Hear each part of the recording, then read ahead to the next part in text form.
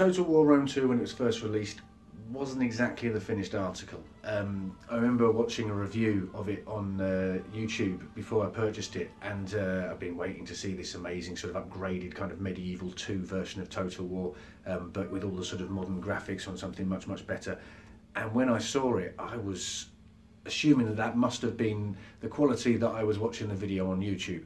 However, when I purchased the game, it just didn't feel as good as it should have done. However, as time has gone by, they have worked on it, and now the game, or not just now, a while ago when they released, I think it was the Emperor Edition, the game works well. It's solid now.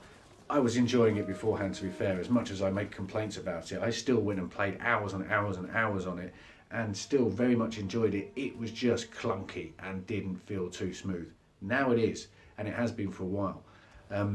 If you haven't played any Total War games before, the basic premise of a Total War game is it's usually, well, it's always historical based.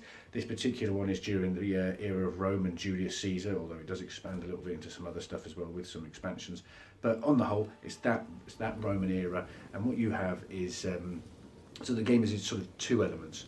You have the campaign side of it, and you have the sort of battle simulator side of it.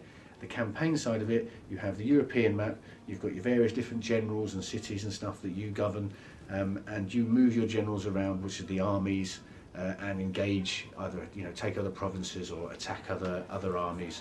And that's when it opens up the other part, the sort of battle simulator bit. That bit is when you go into the sort of real-time strategy battle, where you line up your troops, similar to how you sort of see on the movies and stuff like that. So, you line up all your infantrymen and your archers and your cavalry and whatever else you might have, and basically battle each other. The combination of these two things works really well. So to anyone new to Total War, that's the basic premise of how it works.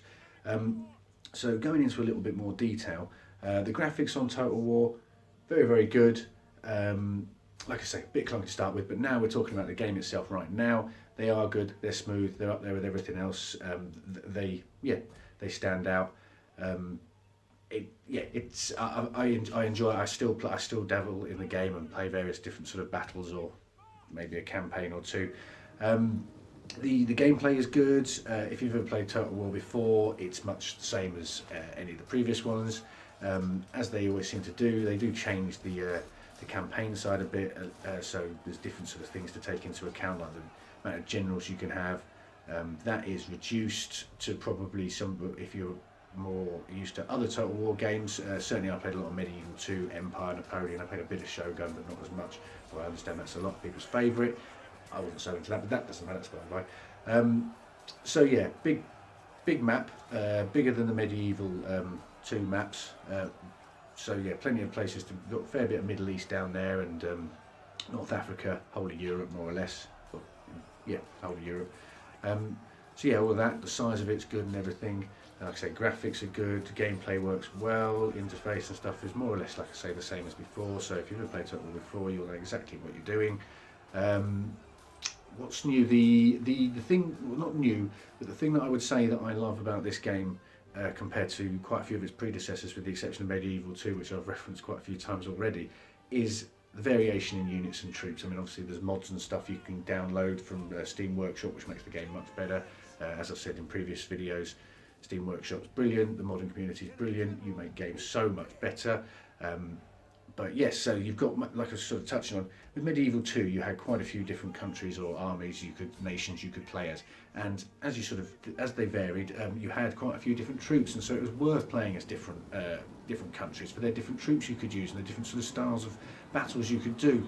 I found with Empire, Napoleon, obviously the era that they're representing, that does somewhat have an impact on it, but there wasn't much variety. And I also have to say, I felt that with Shogun. It got better, obviously, once more stuff got added to it, but that was at a cost.